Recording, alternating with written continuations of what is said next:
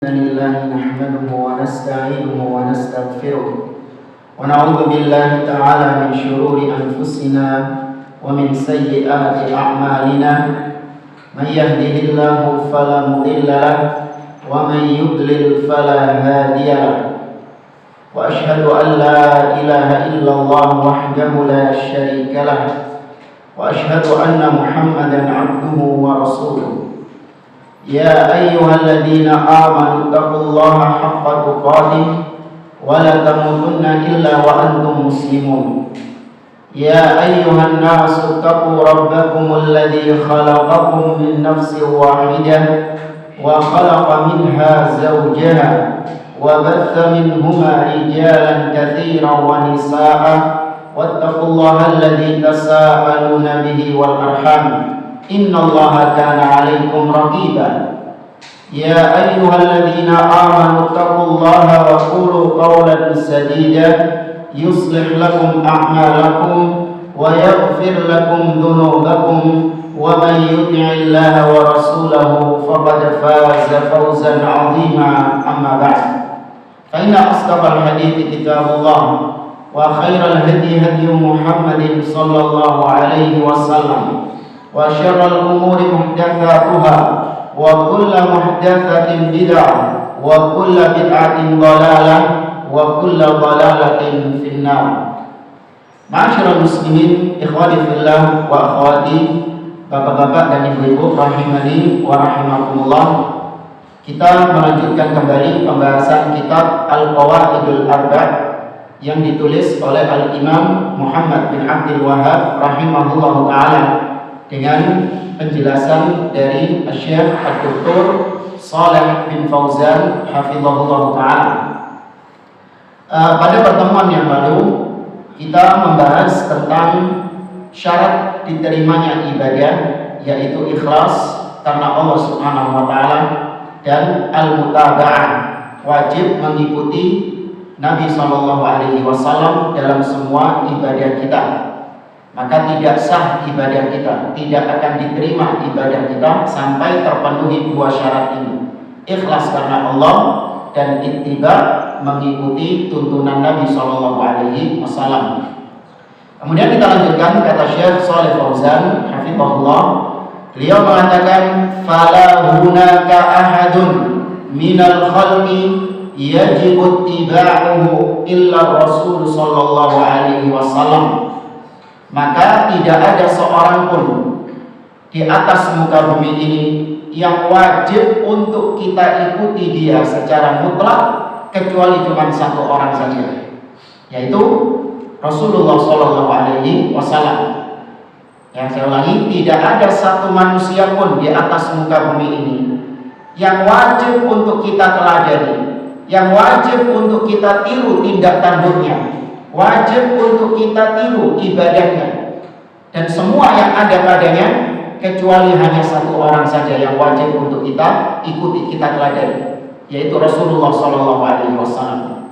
Amma ma'ada Rasul Sallallahu Alaihi Wasallam fa innahu yutba wa yuta' idza taba'a Rasul. Adapun selain Rasulullah Sallallahu Alaihi Wasallam, selain beliau siapapun dia, maka kita ikuti dia, kita teladani dia apabila dia mengikuti Rasul Shallallahu Alaihi Wasallam. Ya, para sahabat, kita mengikuti para sahabat Nabi Shallallahu Alaihi Wasallam. Kita meneladani para sahabat Nabi Shallallahu Alaihi Wasallam. Kenapa? Karena para sahabat mengikuti siapa dulu? Rasul Shallallahu Alaihi Wasallam. Seandainya para sahabat tidak mengikuti Rasul, maka kita nggak boleh ikut mereka. Kita nggak boleh mencontoh mereka. Oke. Kita mengikuti para ulama misalnya. Kita meneladani para ulama ahli sunnah wal jamaah. Kita contoh mereka, kita teladani mereka, kita taati mereka sepanjang mereka mengikuti Rasul Shallallahu Alaihi Wasallam. Perintah mereka tidak menyelisihi Rasul Shallallahu Alaihi Wasallam. Ya, orang tua kita taati nggak perintahnya? Kita taati perintahnya. Tapi apakah secara mutlak? Tidak. Yang kita taati hanya perintah-perintah yang tidak bertentangan dengan perintahnya Rasul Sallallahu Alaihi Wasallam. Adapun perintah orang tua yang bertentangan dengan Rasul, nggak boleh kita taati. Nggak boleh kita taati perintahnya. Kata beliau, amma idza khalafa ar-rasul, amma idza khalafa ar-rasul fala ta'ah. Adapun apabila selain Rasul yang kita ikuti, kita teladani tadi itu, orang tua atau ustadz atau syekh, ulama yang kita teladani, yang kita taati tadi, kalau ternyata dia menyelisihi Rasul Shallallahu Alaihi Wasallam, perintahnya bertentangan dengan perintah Rasul Shallallahu Alaihi Wasallam, fala ta'ah, maka tidak boleh ditaati. Yaqulullahu ta'ala, Allah Subhanahu wa taala berfirman dalam surah An-Nisa ayat ke-59. Kata Allah, ya ayyuhalladzina amanu athi'ullaha wa athi'ur rasula wa ulil amri minkum. Wahai orang-orang yang beriman, taatilah Allah, taatilah Rasul dan ulil amri di antara kalian. Dalam ayat ini Allah mengulangi kata kerjanya. Dan perhatikan ayat ini, Allah mengulangi kata kerjanya 2 kali. Ati'u Allah, taati Allah. Kemudian diulangi lagi kata perintahnya, wa ati'u Rasul, dan taatilah Rasul. Tapi ketika menyebut ulil amri, Allah tidak mengulangi kata perintahnya.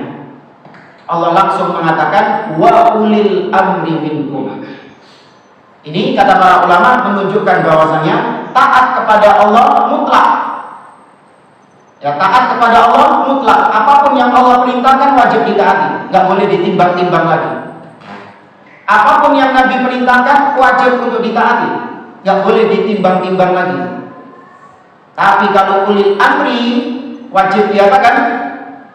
Wajib ditimbang kembali. Apakah perintahnya itu bertentangan dengan Allah dan Rasulnya atau tidak bertentangan dengan Allah dan Rasulnya? Ya, kata beliau, wa ulul amri minhum al umara wal ulama. Yang disebut dengan ulil amri dalam banyak ayat-ayat di dalam Al-Quran itu adalah kalau enggak ulama, ya umara, para penguasa.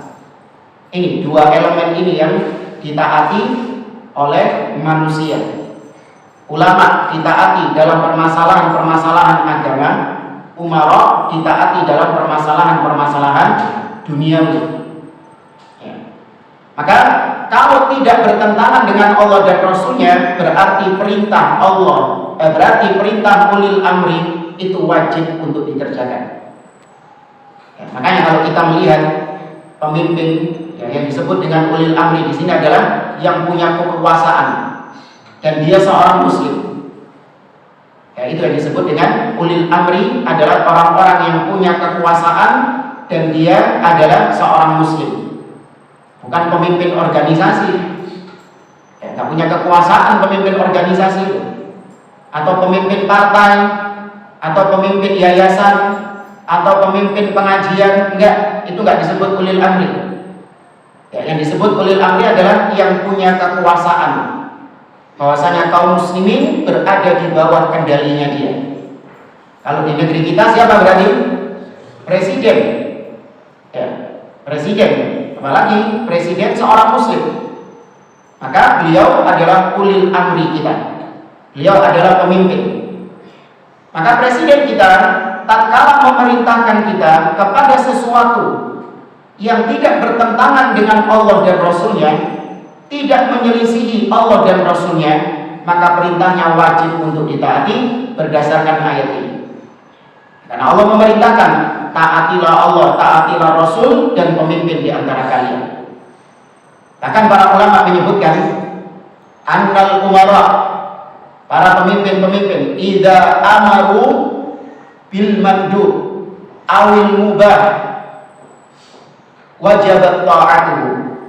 Bahwasanya para pemimpin ketika mereka memerintahkan sesuatu yang sifatnya di dalam Islam ini hukumnya sebenarnya sunnah atau hukumnya mubah, tapi ketika ada perintah dari pemimpin naik statusnya menjadi wajib. Ya, statusnya naik menjadi wajib. Seperti yang pernah kita contohkan, peraturan-peraturan lalu lintas. Naik motor harus pakai helm, lampu merah harus berhenti, dan yang lainnya dari peraturan-peraturan lalu lintas. Kalau dalam hukum fikih, secara asal hukumnya apa itu? Mubah. Ya, secara asal hukumnya mubah. Yang mentaati juga nggak dapat pahala, yang melanggar juga tidak mendapatkan dosa. Ya, karena hukumnya itu di dalam status fikih tidak diatur seperti itu. Namun ketika ada perintah dari pemimpin bahwasanya wajib rakyat untuk mentaati peraturan rambu-rambu lalu lintas, maka berubah statusnya dari yang mubah menjadi wajib karena adanya perintah dari pemimpin itu tadi. Ya. Nah, jamaah rahimani wa rahimakumullah, Allah Subhanahu wa taala menjadikan demikian agar supaya kehidupan manusia ini berjalan dengan baik. Seorang pemimpin ketika ditaati maka akan mendatangkan banyak kemaslahatan, banyak mendatangkan kebaikan, dan yang paling penting, pemimpin ditaati dan tidak boleh diberontak, tidak boleh dicaci maki, tidak boleh dikritik di depan umum. Semua tujuannya adalah untuk menetapkan rasa aman di negeri tersebut. Ya, untuk menetapkan rasa aman di negeri tersebut. Bukan dalam rangka untuk mendukung kezalimannya pemimpin, mensupport kezaliman pemimpin, tidak. Kita dilarang oleh Nabi SAW mencela, mencaci maki, mengkritik di depan umum. Semuanya bukan dalam rangka untuk mendukung kezaliman pemimpin, tidak. Tapi tujuannya adalah untuk menjaga stabilitas keamanan yang ada di negeri itu. Karena kalau sampai dibiarkan orang-orang yang mencaci maki, mengkritik pemimpin di depan umum, sehingga menjadikan rakyat benci kepada pemimpinnya, ini sama saja membuka pintu-pintu huru-hara, membuka pintu-pintu fitnah, yang kalau dibiarkan menganga akan terjadi banyak kerusakan-kerusakan di negeri tersebut. Ya, yang kita sudah pernah mengalami hal itu, dan negeri kita sejarah sudah mengalami hal tersebut. Nabi SAW mengatakan, alal mar'il muslim as-sam'u wa ta'ah fima ahabba wa karih. Wajib atas setiap individu muslim untuk dia mendengar dan taat kepada pemimpin, baik perintah yang dia sukai ataupun perintah yang tidak dia sukai. Illa an yu'mar bi maksiyah, kecuali kalau pemimpin memerintahkan pada maksiat. Nah, kalau pemimpin memerintahkan kepada kemaksiatan, kata Nabi, fala sam'a wala ta'ah, tidak boleh mendengar dan tidak boleh ditaati. Hanya yang maksiat itu saja yang tidak boleh. Adapun perintah-perintah lain yang tidak maksiat tetap wajib ditaati. Kemudian Nabi SAW juga bersabda, man arada ayyam sahali bi sultanin bi amrin fala yubdi lahu alaniyah. Barang siapa yang ingin memberikan masukan, nasihat, kritikan kepada pemimpin kaum muslimin, boleh nggak hukumnya menasihati pemimpin? Boleh, Islam tidak melarang. Ya, pemimpin manusia biasa, sama seperti kita juga manusia biasa. Ada kekeliruan-kekeliruan, ada error-error. Iya, kita dijadikan pemimpin kita manusia biasa seperti kita. Sebagaimana kita banyak salahnya, pemimpin juga banyak salahnya. Tapi Islam memberikan aturan bagaimana cara menasihati pemimpin.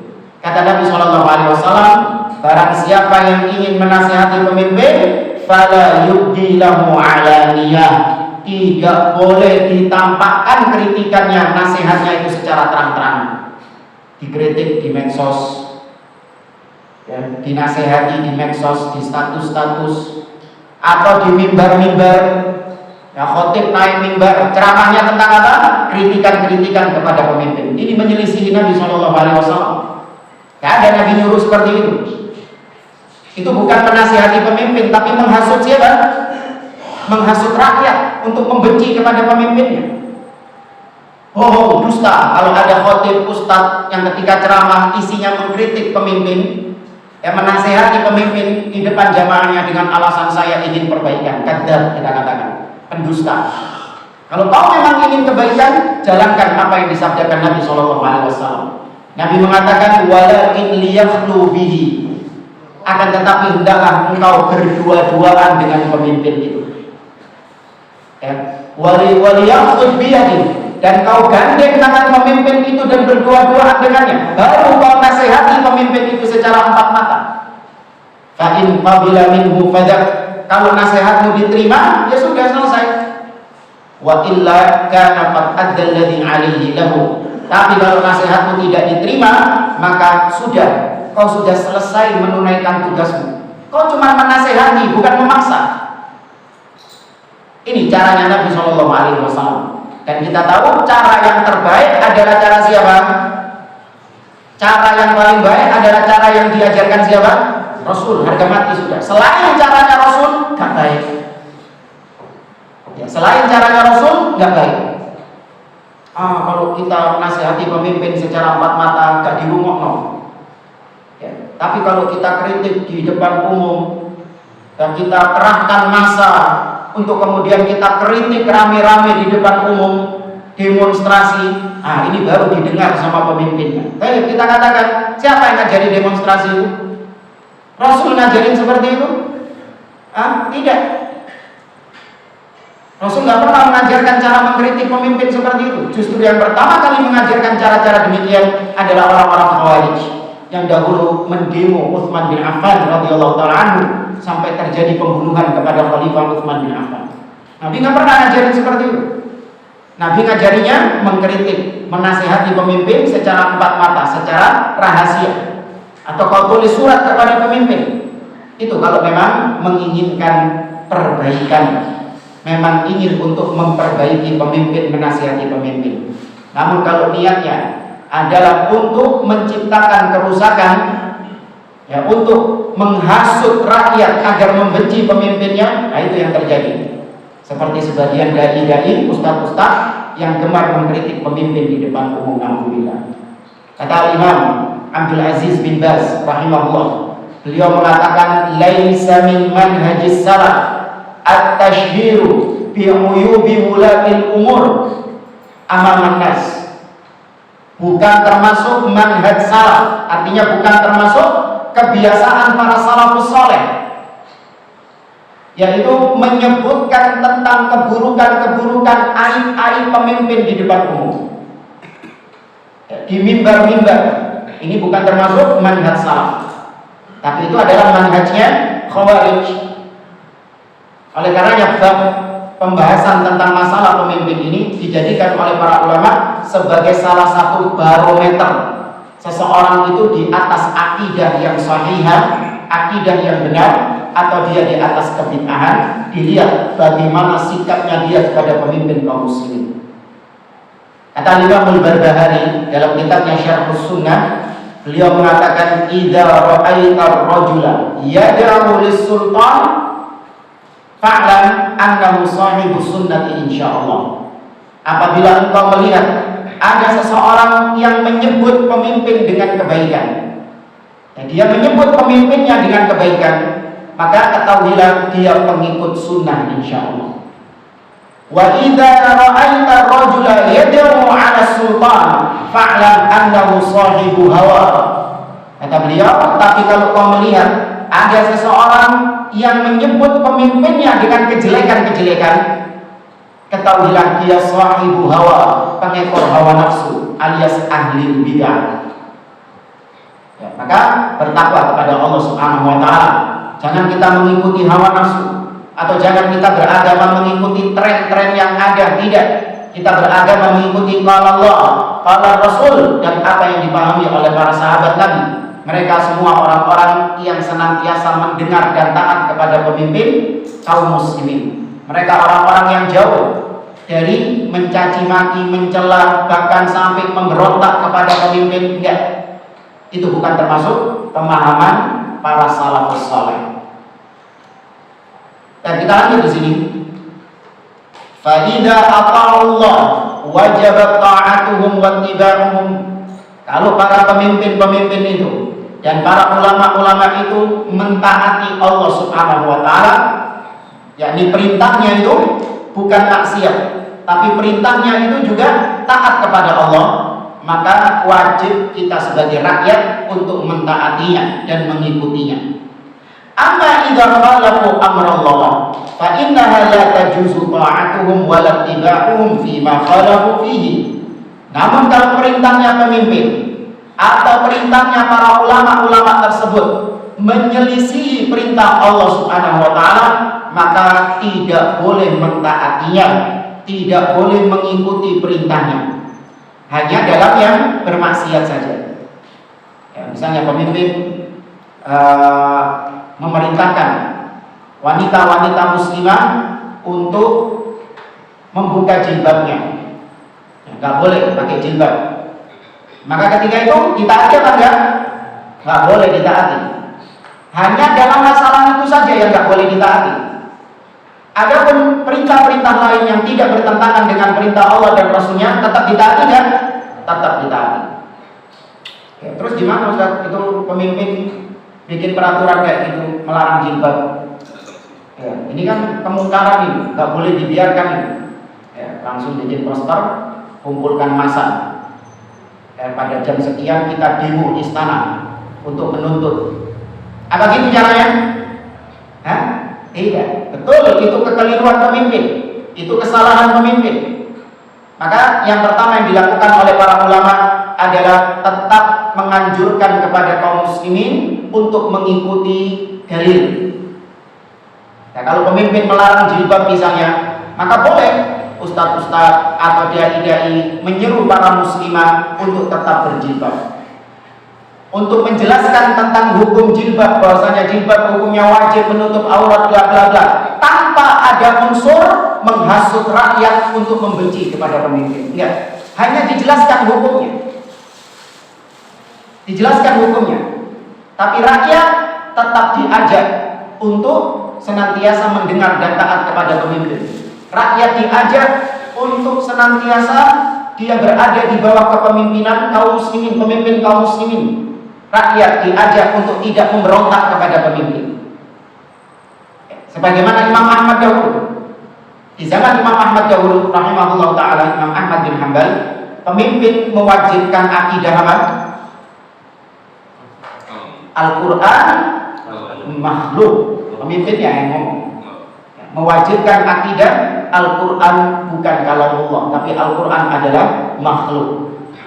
Ya, Al-Quran itu ciptaan Allah, bukan ucapannya Allah Subhanahu wa ta'ala. Itu dipaksa rakyat untuk berucap seperti itu. Kalau tidak, maka dibunuh, atau kalau tidak dipenjara, sebagaimana Imam Ahmad mengalami demikian. Maka Imam Ahmad tetap mengatakan kepada kaum muslimin berpegang dengan akidah Al-Quran kalamullah. Tetap dijelaskan oleh Imam Ahmad. Jangan sampai kalian meyakini Al-Quran makhluk. Man qala bi anna Al-Qur'ana makhluk faqad kafar. Maka Imam Ahmad berkata demikian. Barang siapa yang meyakini Al-Quran itu makhluk, maka dia kafir. Namun Imam Ahmad tidak menghasut rakyat untuk membenci pemimpinnya. Apa istilahnya? Tetap didem-demno. Dan tetap dipendam, diredam itu gejolak itu. Kenapa? Karena kata Imam Ahmad, al-fitnatu nahnu ala ma kunna fihi khairun minal fitnah. As-sabru ala ma nahnu fihi khairun minal fitnah.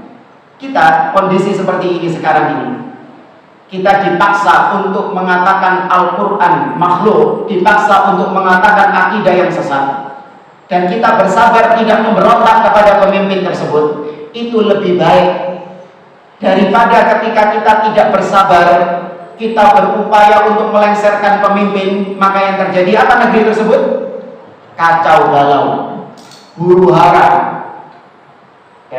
intihakul amwal, kata beliau, di mana banyak harta-harta yang dirampas, wa tustafaku fiha dima, banyak darah-darah yang tertumpah. Ini kalau sudah terjadi huru hara, banyak darah-darah yang tertumpah. Ya, kemudian banyak kehormatan kaum muslimin yang hilang. Rumah-rumah mereka hilang, masjid-masjid mereka rusak. Ya, bahkan kaum muslimin hidup dalam kondisi yang mengenaskan. Maka bersabar dengan kondisi yang ada sekarang itu lebih baik daripada kita keburu-buru memberontak, kita keburu-buru membuka pintu-pintu celah-celah fitnah, sehingga rasa keamanan yang ada di negeri tersebut jadi hilang. Dan kita merasakan jamaah, kok gak kapok-kapok gitu loh. Tahun 98 gimana suasananya yang ketiga itu? Mencekam jamaah.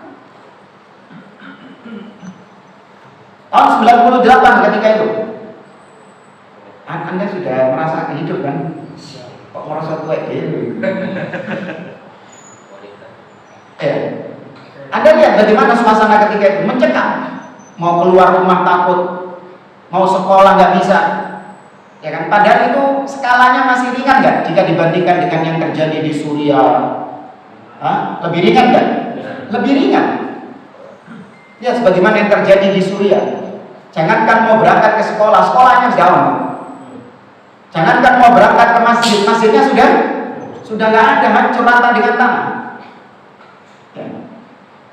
Bersabar dengan kondisi pemimpin yang ada. Sedolim-dolimnya pemimpin tersebut, kita tetap bersabar dengan kondisi yang ada tersebut. Sembari kita upayakan perbaikan-perbaikan yang dibenarkan di dalam syariat, itu lebih baik daripada kita kesusu mengangkat senjata, kesusu untuk melengsarkan dan yang lainnya membuka pintu-pintu fitnah yang terjadi huru-hara di negeri tersebut. Ini gambarannya. Orang-orang yang kalau melihat kebijakan pemimpin yang gak sreg, langsung demo, langsung mencaci maki, membuka pintu-pintu fitnah ini ibarat seperti orang yang punya rumah, di dalam rumahnya ada tikus. Dalam rumahnya ada tikus, seliweran, ambil makanannya, ngerikit-ngerikiti kabel. Gak enak kan?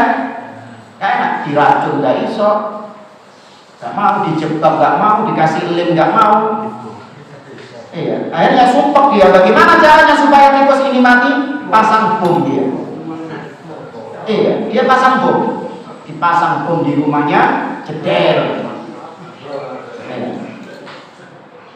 Hancur rumahnya. Ketika itu dilihat sama dia, mati dong. Tikusnya mati. Berhasil dia membunuh tikusnya itu. Tapi apa yang terjadi? Bambung. Ya, yang terjadi bambung, jadi gelandangan. Mana yang lebih baik? Kau tetap tinggal di situ, bersabar, meskipun ada tikus ya. Gak enak kan ada tikus ini kan? Tapi tetap bersabar, sembari diupayakan cara yang terbaik untuk menghilangkan tikus ini. Tapi tetap bersabar dulu. Iya, gak enak memang kulit nama tikusnya, gak enak memang, kotor, gak enak. Tapi kita bersabar lebih baik daripada kita upayakan matinya tikus itu dengan cara yang gak benar, yaitu menghancurkan rumahnya. Nah itu tadi. Memang gak enak punya pemimpin yang boleh misalnya, punya pemimpin yang gak sesuai dengan apa yang kita inginkan, gak enak. Tapi kalau kita tetap bersabar, sembari diupayakan cara-cara yang syar'i, itu jauh lebih baik daripada kesusu kita membuka pintu-pintu prahara, pintu-pintu fitnah yang ada. Akhirnya nikmat aman yang ada di negeri itu jadi hilang. Jadi hilang, menjadi negeri yang kacau balau. Jangan terus bilang, Ustaz, kan saya cuma ngeritik, masa bisa sampai kekacauan terjadi? Oh iya, itu percikannya itu. Apa ya teman? Percikannya itu. Dengan Anda mengkritik, mencaci maki pemimpin di media-media sosial, itu adalah percikan-percikan api awal yang kalau dibiarkan akan menjadi apa? Kebakaran yang besar. Ya, jangan dianggap kebakaran besar itu langsung moro-moro bus. Enggak, awalnya dari percikan api yang kecil. Makanya syariat Islam itu melarang. Kenapa kita dilarang untuk mencaci maki pemimpin? Ini dalam rangka saddud dzari'ah, dalam rangka untuk mencegah keburukan yang lebih besar. Itu sudah dilarang. Sebagaimana Allah berfirman tentang zina misalnya. Allah mengatakan wala taqrabu az-zina. Jangan kalian mendekati zina. Lihat, yang dilarang bukan zinanya, tapi yang dilarang adalah mendekati zina. Itu sudah dilarang. Jangan terus bilang kalau zinanya berarti boleh. Enggak. Mendekati zina saja itu sudah perbuatan yang dilarang. Apapun yang mendekatkan kita kepada zina sudah dilarang.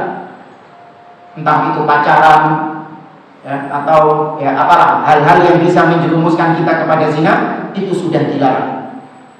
Nah demikian juga ini, yang dilarang bukan langsung memberontak kepada pemimpinnya, bukan langsung bikin gerakan-gerakan untuk memberontak kepada pemimpinnya, enggak. Hal-hal yang bisa menyebabkan terjadinya fitnah, terjadinya huru-hara di dalam suatu negeri itu sudah dilarang terlebih dahulu. Di antaranya apa? Mengkritik, mencaci maki pemimpin di depan umum. Ini syariat Islam membawa kemaslahatan bagi kaum muslimin. Harusnya seorang muslim berpikir jauh, jangan sampai hawa nafsunya menunggangi dirinya sehingga dia buta terhadap akibat yang didapatkan dari itu.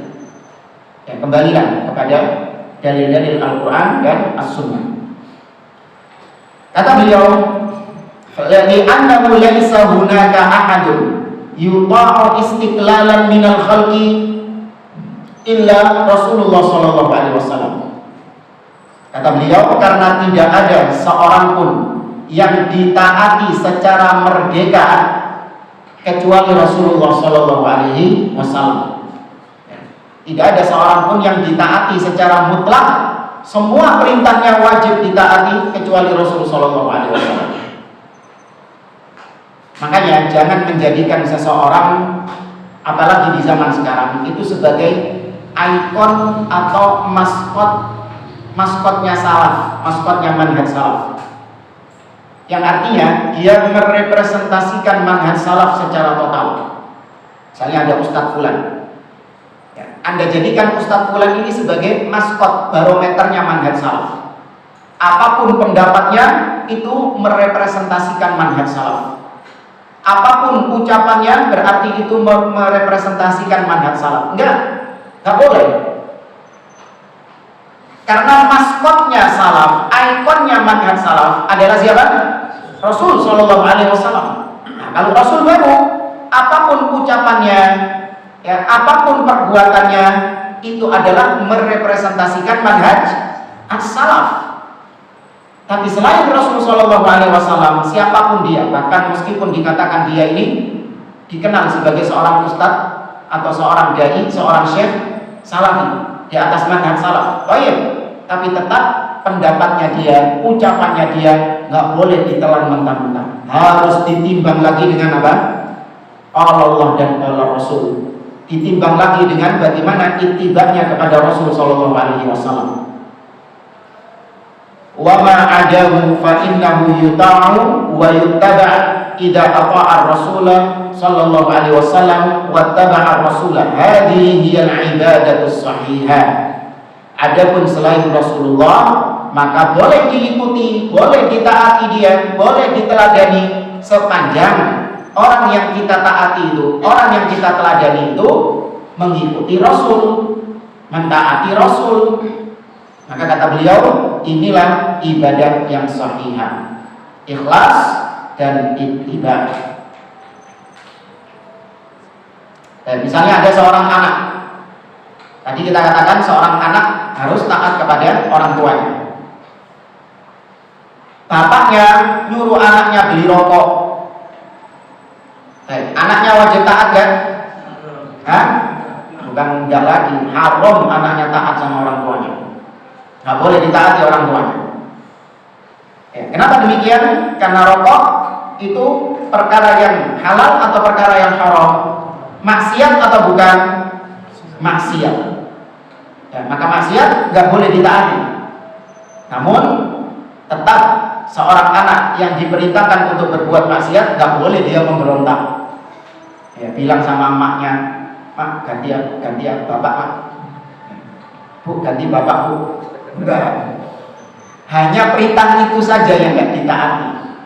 Tapi perintah-perintah ayah yang lain, perintah-perintah bapak yang lain yang bukan bermaksiat kepada Allah tetap wajib diapakan? Wajib ditaati.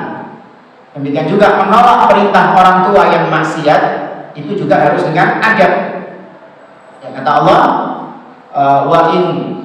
wa in jahadaka ala an tusyrika bima laysa laka bihi ilmun fala tuti'huma. Apabila kedua orang tuamu memaksamu untuk engkau berbuat syirik, di antara bentuk kesyirikan adalah maksiat. Ya, maksiat itu adalah syirik kecil juga, karena mentaati hawa nafsu, bukan mentaati Allah. Ya, beribadah kepada hawa nafsu, bukan kepada Allah Azza wa Jalla, maksiat. Maka kata Allah, fala tuti'huma, jangan ditaati kedua orang tua ketika memerintahkan untuk bermaksiat. Tapi kata Allah, wa shahibhuma fid dunya ma'rufa, tetap tahu pergauli orang tua, tahu bersikap kepada kedua orang tua dengan sikap yang baik, dengan sikap yang bijak. Jangan mentang-mentang maksiat, kemudian orang tua dibisui lah, naudzubillah, atau dibantah dengan bantahan yang keras, dengan ucapan yang kasar, meskipun anaknya di atas kebenaran, orang tuanya di atas kesalahan, tetap tidak dibenarkan menyikapi orang tua dengan sikap-sikap yang demikian. Kita lanjutkan ucapan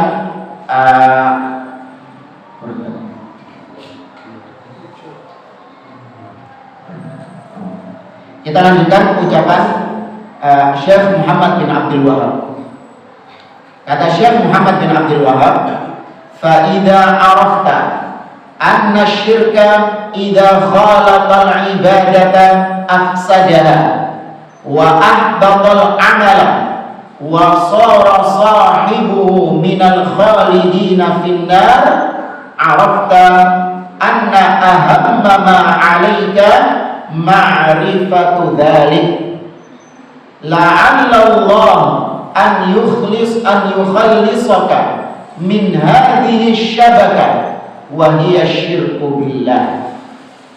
Kata beliau, apabila kau sudah mengetahui bahwasanya syirik, perbuatan syirik apabila masuk bercampur dengan ibadah, ada ibadah telepon syirik, ada ibadah kemasukan syirik, maka itu bisa menyebabkan ibadah itu rusak. Kesyirikan itu bisa merusak ibadah itu, bahkan bisa menyebabkan amalannya menjadi, pahalanya menjadi hangus. Nah, kalau sudah telepon syirik, itu menyebabkan pahala yang sudah dia dapatkan jadi hilang.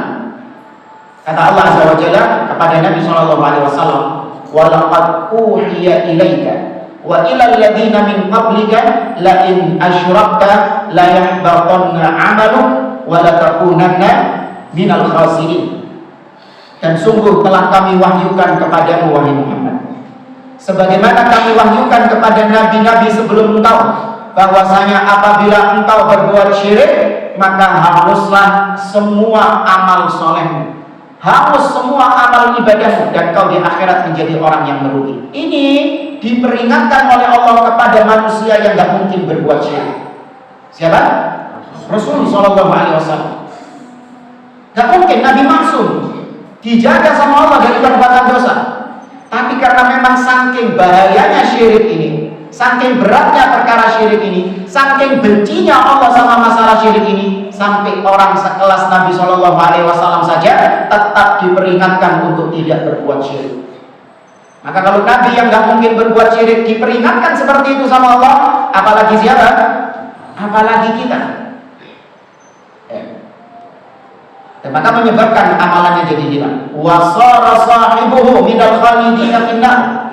Dan kesyirikan itu bisa menyebabkan pelakunya menjadi orang-orang yang kekal di dalam neraka. Ya, kalau mati belum taubat dari kesyirikan, maka dia nggak diampuni sama Allah. Dia dimasukkan ke dalam neraka, kekal selama-lamanya, sebagaimana orang-orang kafir. Allah mengatakan innalladzi, kata Allah Subhanahu wa taala, Allah mengatakan innalladzina kafaru min ahlil kitab wal musyrikina fi nari jahannam khalidina fiha ulaika hum syarrul bariyah. Sesungguhnya orang-orang kafir, siapa orang-orang kafir? Min ahlil kitab, dari ahlul kitab, Yahudi dan Nasara. Wal musyrikin, dan pelaku-pelaku kesyirikan. Ya, pelaku-pelaku kesyirikan. Mereka semua masuk ke dalam neraka jahanam, kekal di dalamnya selama-lamanya. Mereka itulah seburuk-buruknya makhluk. Beda sama pelaku maksiat. Ya, kalau pelaku maksiat dia kalau mati belum tobat dari maksiatnya, maka bagaimana nasibnya di akhirat? Contoh, misalnya ada pelaku zina. Bayangkan jamaah, naudzubillah, dia mati ketika dalam kondisi berzina. Muslim ini, seorang muslim, matinya itu ketika dia berzina, belum tobat dari zinanya dia. Bagaimana nasibnya di akhirat? Ada pendapat lain? Bagaimana nasibnya di akhirat ini? Ada pendapat lain? Karena apa? Dosa. Iya, dosa. Enggak, nasibnya di akhirat ini gimana dia? Dia disiksa atau dimasukkan surga atau masukkan neraka? Sudah fix pasti disiksa. Enggak. Pelaku dosa besar, akidah Ahlussunnah menetapkan tahta masyiatillah, di bawah kehendak Allah dia. Insya'a adzabahu wa insya'a ghafara lahu. Kalau Allah berkehendak, dia disiksa, pelaku dosa ini. Tapi kalau Allah berkehendak, dia apakan dia? Diampuni sama Allah Azza wa Jalla.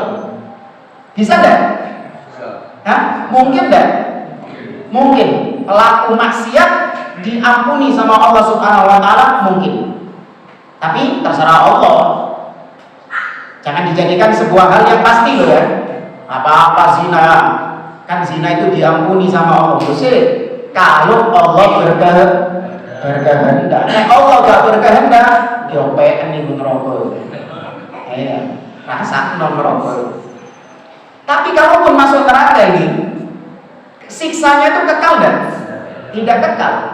Karena dia masih ada aslul iman, masih ada keimanan meskipun kecil, masih ada tauhid. Beda sama pelaku syirik. Kalau pelaku syirik meskipun seumur hidupnya nggak pernah zina, nggak pernah mencuri, nggak pernah korupsi, nggak pernah berdusta, akhlaknya baik, tapi dia mati membawa dosa syirik kepada Allah Subhanahu wa taala, diampuni nggak sama Allah? Nggak diampuni. Allah mengatakan dalam surah An-Nisa setelah Isya.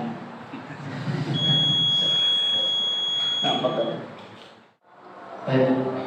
Allah Subhanahu wa taala berfirman di dalam surah An-Nisa, "Innallaha la yaghfiru ay yushraka bihi wa yaghfiru ma duna dzalika liman yasha."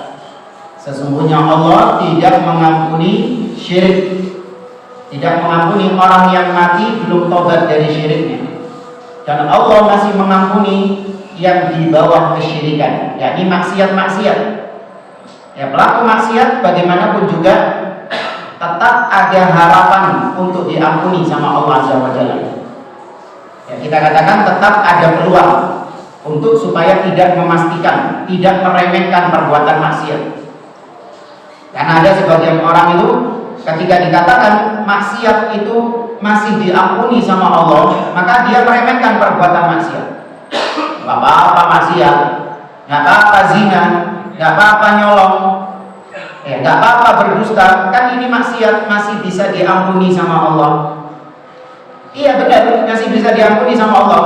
Tapi liman yasha, kalau Allah berkehendak, kalau Allah mau. Kalau Allah nggak mau, ya berarti itu neraka itu dicipon. Ini sekali lagi Ahlussunnah meninggalkan semua dosa, baik syirik ataupun kemaksiatan, ditinggalkan semuanya.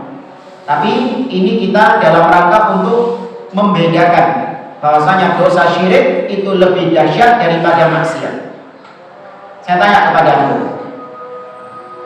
ada dua orang, mana yang lebih parah dosanya dua orang ini?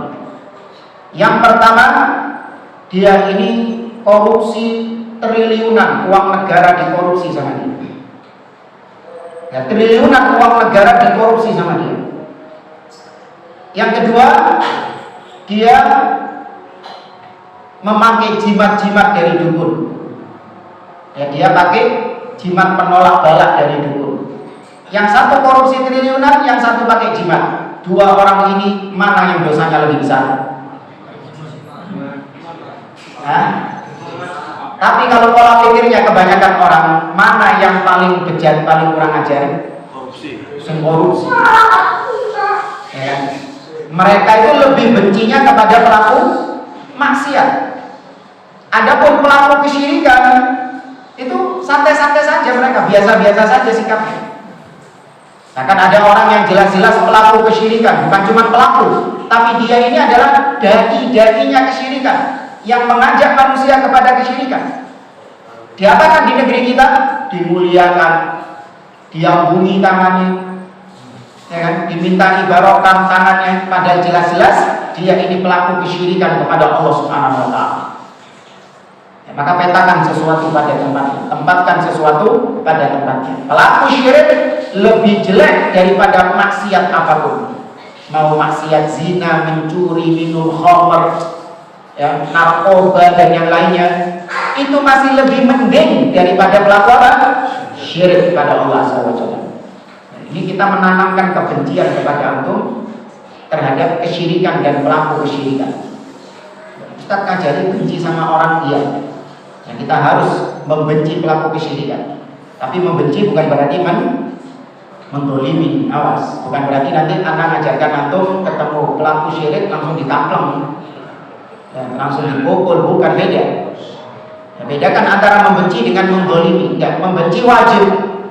Membenci pelaku kesyirikan, membenci orang-orang kafir, membenci ahli bidah, membenci pelaku maksiat itu wajib.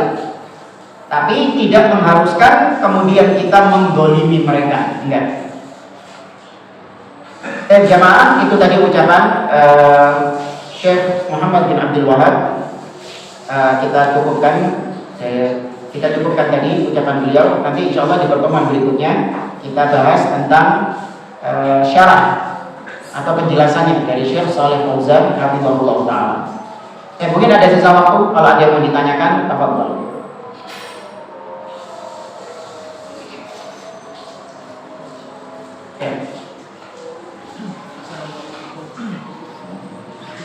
Tahu kan, kita kan yang sudah belajar kan tahu kan kalau ini pemimpin itu kan tergantung dengan keadaan rakyatnya.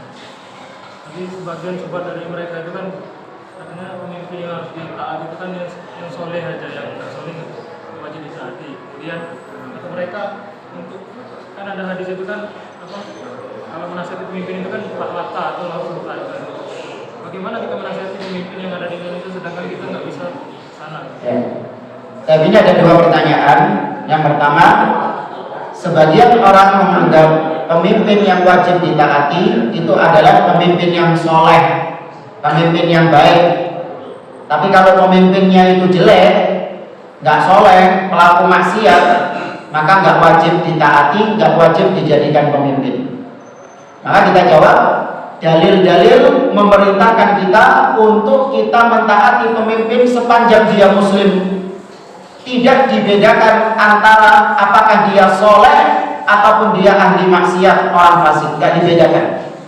Sepanjang dia muslim, tetap ditaati. Nabi SAW mengatakan dalam riwayat Imam Muslim dari Hudzaifah ibn Yaman, kata Nabi SAW, sayakunu ba'di a'immatun la yahtaduna bihudai wa la yastannuna bisunnati. Akan ada pemimpin-pemimpin sepeninggalku, kata Nabi, yang tidak menggunakan sunnahku dalam kepemimpinannya, tidak mengikuti petunjukku dalam kepemimpinannya.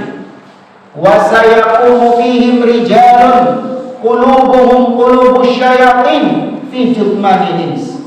Dan akan ada di antara pemimpin-pemimpin itu orang-orang yang berhati setan tapi jasadnya manusia. Ini orang soleh apa enggak kalau kayak gitu? Nabi sudah menyebutkan dengan gambaran yang keren loh, Imam. Pemimpin-pemimpin yang berhati setan tapi dalam jasad manusia. Ini orang soleh, orang taat atau orang pelaku maksiat?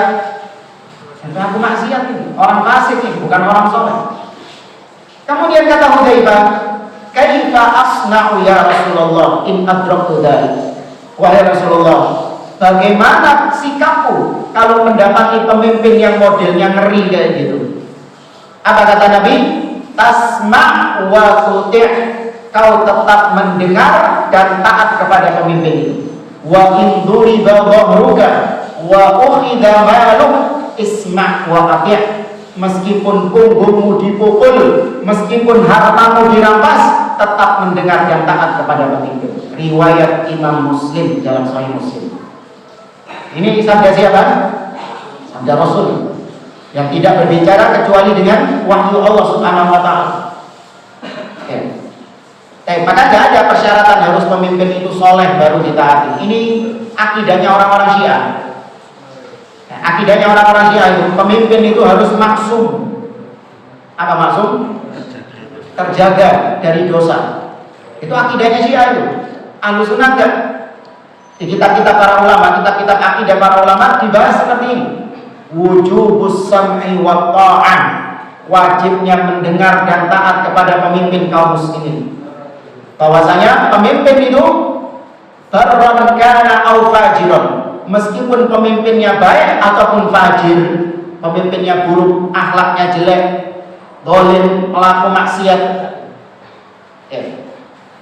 maka tetap wajib untuk didengar dan ditaati. Maksiatnya nggak boleh diikuti dan boleh untuk kita luruskan, tapi tadi ngeluruskannya ada caranya. Nah, kalau ditanya bagaimana cara kita menasihati pemimpin di negeri kita sekarang, sedangkan susah bagi kita rakyat kecil untuk berjumpa langsung dengan pemimpin, berhadapan-hadapan langsung dengan pemimpin. Maka kata para ulama, bisa dengan cara-cara yang lain. Yang pertama, mungkin bisa dengan menulis surat.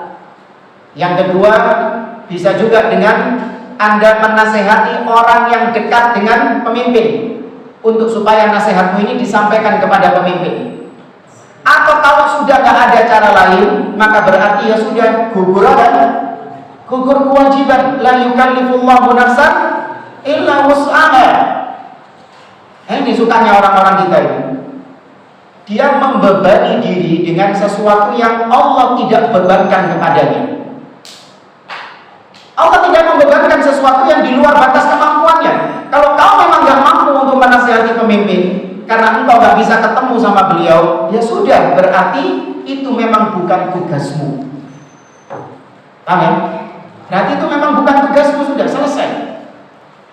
Gak wajib kau untuk menasihati pemimpin kalau memang kau tidak punya kemampuan untuk hal tersebut. Ya, jadi semua perintah-perintah Allah di dalam agama itu pasti ada persyaratan istita'ah, kemampuan. Seorang yang mungkin katakanlah dia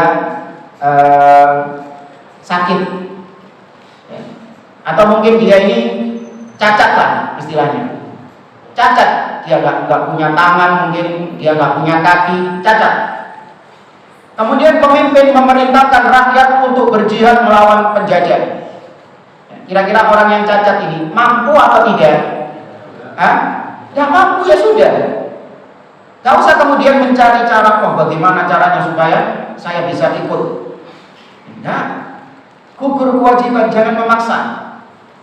Insya Allah kalau engkau sudah ada niat dan sudah ada keinginan untuk menjalankannya, hanya saja engkau gak punya jalan ke sana, insya Allah kau tetap akan mendapatkan pahala niat.